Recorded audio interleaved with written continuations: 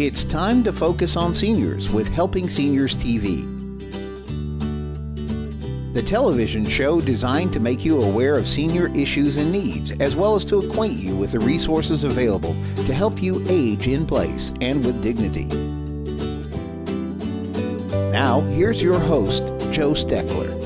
I'm Joe Steckler, and welcome to Helping Seniors, the television arm of Helping Seniors of Brevard County.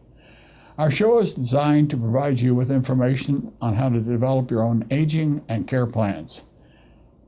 Our show today is about adult daycare, and joining me is Bob Weber, who is the president and founder of The Social, and The Social is an adult daycare, and I'm very pleased to be able to talk to you all about it today.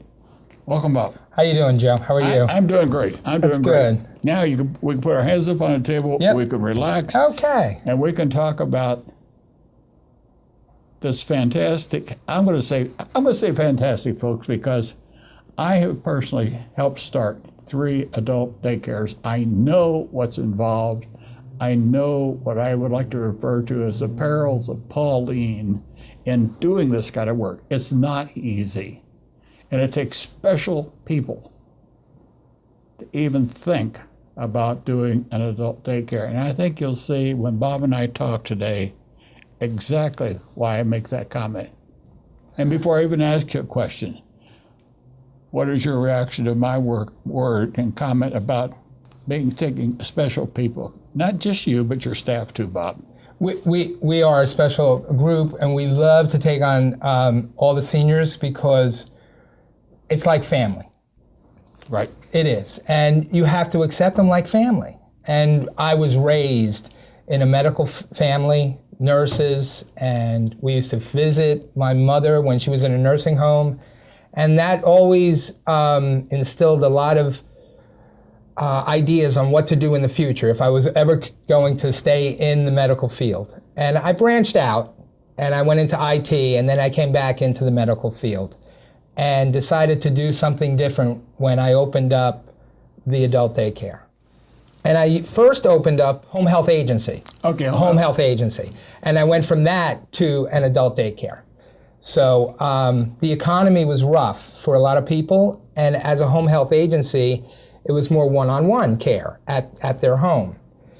It moved to families taking back their seniors and trying to be their family caregiver, which was creating a lot of stress in the family because of economic times.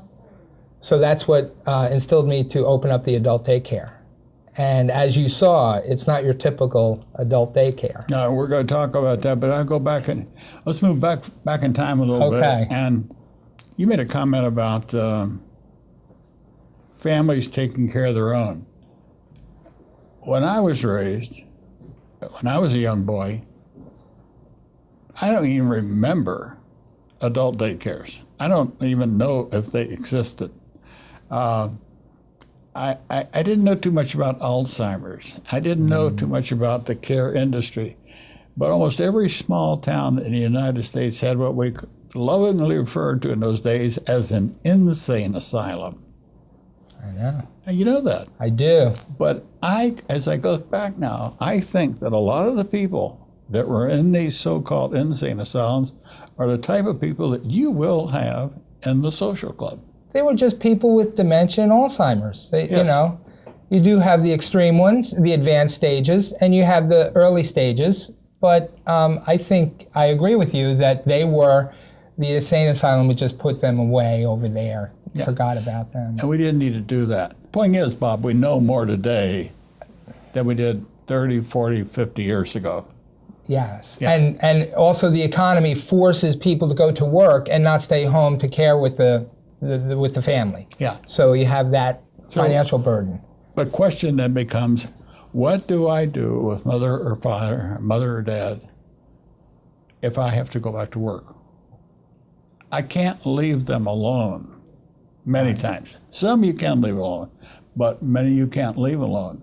So if you put them in an assisted living facility, the average cost of an assisted living facility today is roughly $6,000 a month. Yes. The poorer places are cheaper. Yes. But if you want a good place for your mother and father, you're going to pay $3,000, $4,000, $5,000 a month. Absolutely. So I think with all the talk about the Affordable Care Act and all the stuff that we're going through today, how about you telling our viewers what you're doing at the social club to drive down that cost element, and how your version of the social club, the adult daycare, fits into the total care equation, going from home care all the way up to nursing home? Our adult daycare is a facility that is like a home, as you saw it. We have several different sections in the 5,000 square foot facility. We have a cafe and a social media area, and we have all the laptops. We'll help them communicate with their family members using any social media application that they are used to, like Facebook. We also have a bar that they can sit down and be comfortable like they're at a restaurant. We have a lounge where they can sit and watch television. We have 4 televisions. One of the big television is a 65-inch where we can do presentations and movies. We have activities, billiards, air hockey, shuffleboard. We have a huge dining facility that also is our arts and craft area. We have a kitchen. We have 3 quiet rooms where if the noise is too much, they can go into the quiet rooms and watch television, read a book, listen to music. It's closed off. We have all this we bring home, and we don't have it so tightly structured where you have to go from room to room to room. If you want to stay in a room, you'll stay in a room. A lot of the clients or participants that are coming already, the caregivers are asking questions. Are they allowed to do this? Are they allowed to sit and watch television? Can they do that? They're asking so many different questions, and I just tell them they're allowed to do whatever they want to do. Treat it like their home. If they want to go in the living room and sit down, they can go. But it's a protected facility. They can't get out of there. They can't get out. We have all the doors alarmed, so they can't get out. People can come in, but they can't get out. No, you know what I mean. Until I know. Right. But that's important, because I've been asked over the years to help open adult daycares.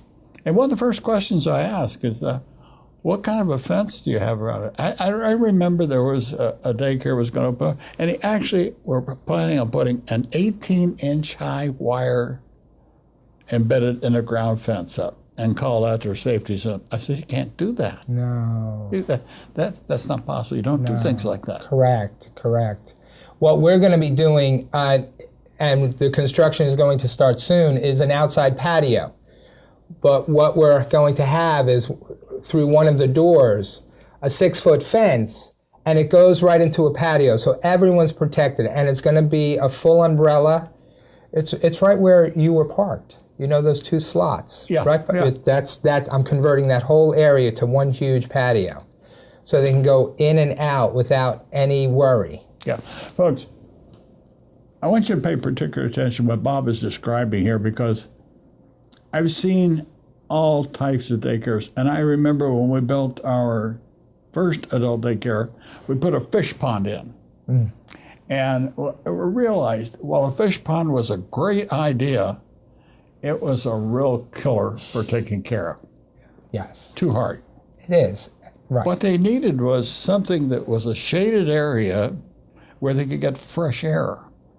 Right. Because if they're at home, their family members are just not going to go out and wander around, so they don't get that fresh air into their lungs. This is one of the reasons why adult daycares are not only good from a safety aspect, but from a health aspect.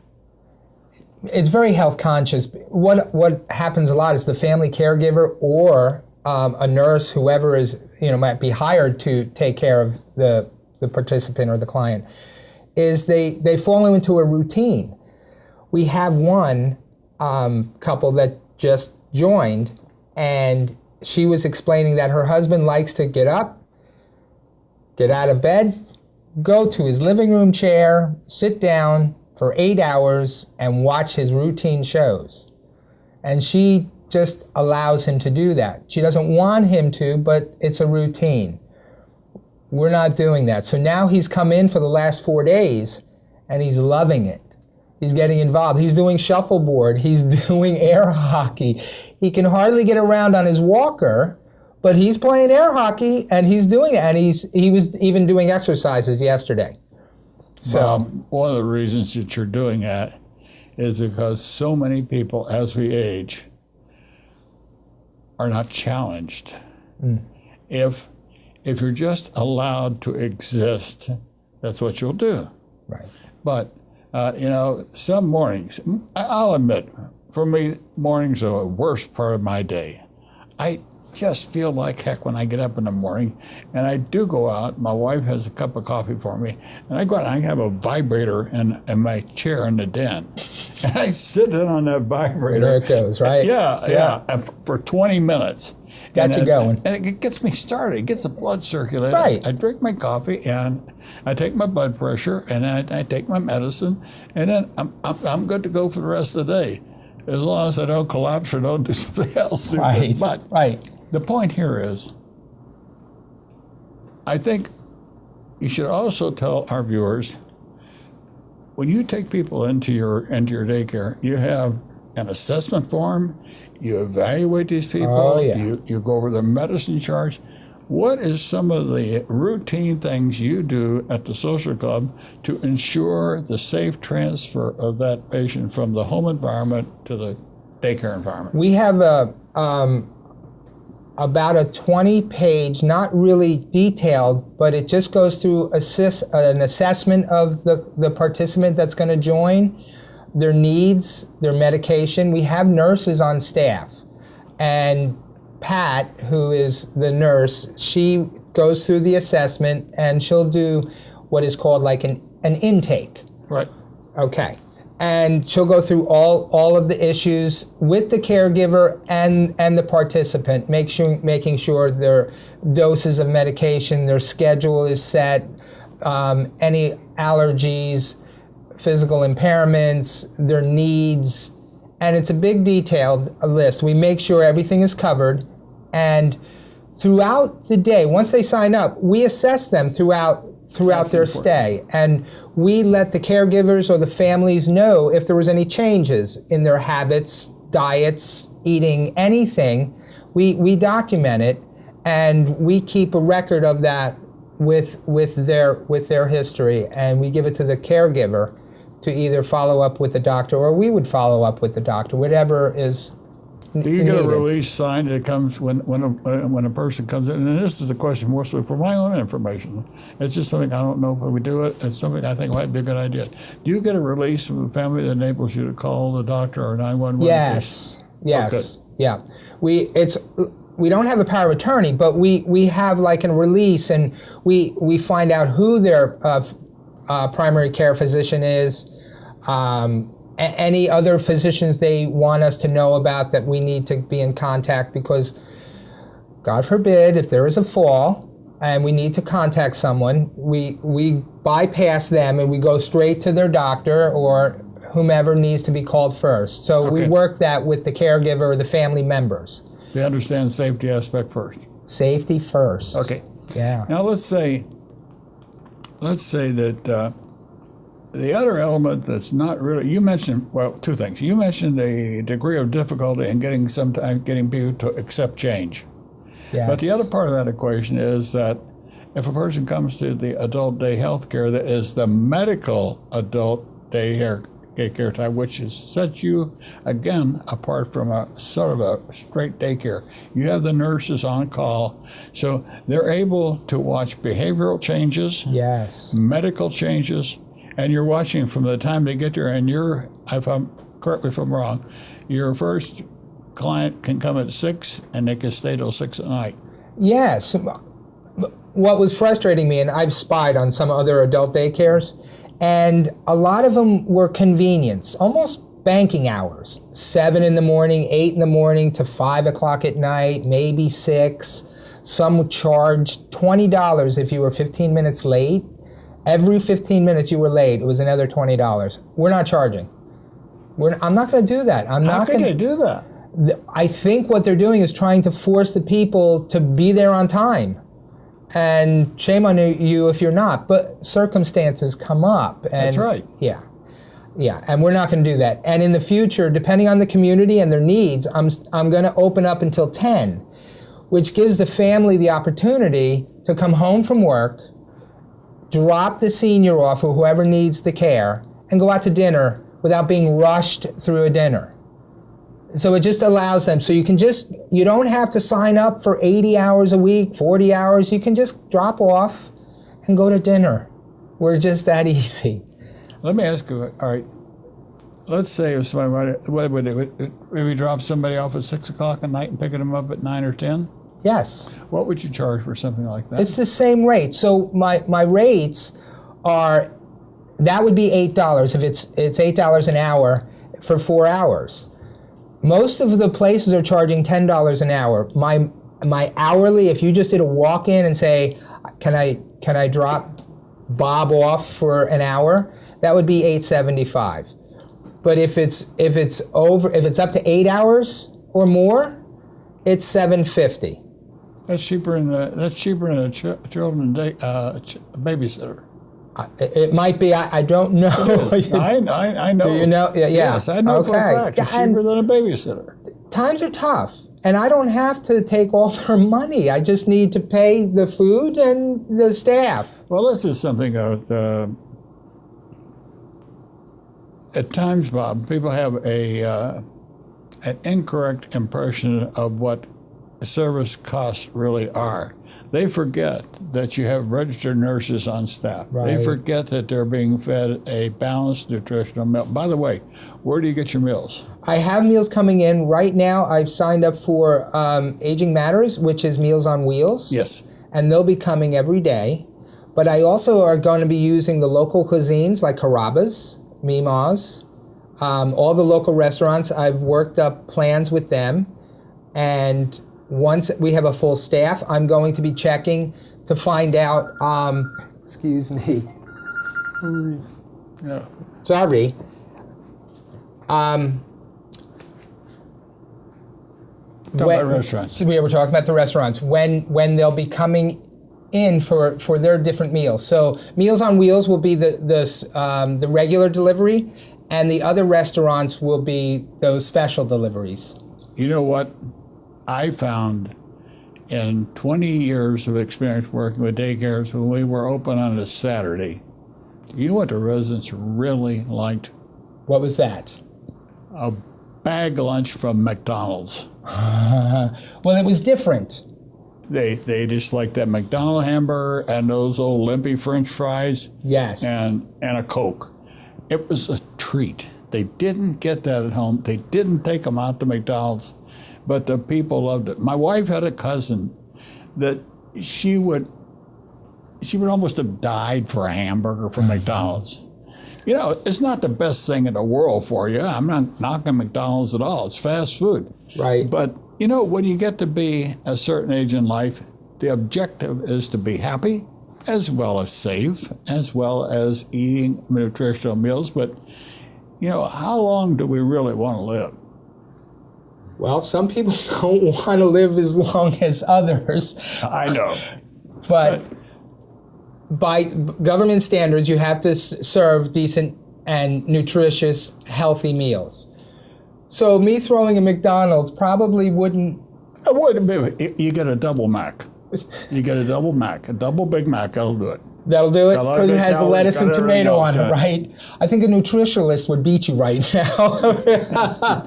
I'm not sure that would pass, but... I'm going to check into it because I happen to like them. Okay, so do I, and I like their fries too, but I don't know. But we're going to... Meals on Wheels does do hamburgers and stuff like that. Oh, I know they do. Oh, yeah, and their meals are pretty good. I was there and I checked out their facility, so it's a really good kitchen. They do that quarter leg thing for the chicken. Yes. I happen to like the breast. I don't like the dark meat, so I was always in trouble. I don't like the dark meat on chicken. Anyway, the point here is, Bob, Yes. is that you are going to do the very best you can to operate a facility that will cater to the needs and desires and safety of the client. Yes, the biggest thing is not only are we different versus the other daycares in the format and the layout, we have the medication management. We have the ability to, if you have an oxygen tank and you're worried about it running low, don't. If you're worried about them roaming, don't. Everything's alarmed. We have staff that are in every area. No one will be alone. They can't sneak away. It's very friendly. Everyone, including yourself, was very impressed of the layout and the design of the facility. I didn't tell you something else I did when I came down to your facility. One of the first things I did when I walked through the front door was I